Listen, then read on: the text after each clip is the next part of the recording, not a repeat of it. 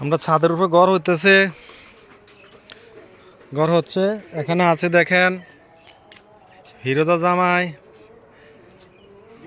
আব্দুল্লাল সাইব, এখানে আছে আব্দুল্লাল শান, এখানে আছে লাউ কুদ্দুস ভাই।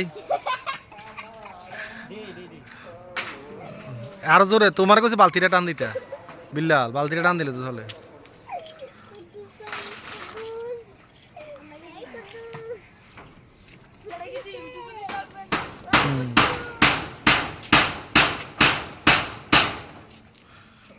এখানে একটা বসার ঘর হবে আমাদের।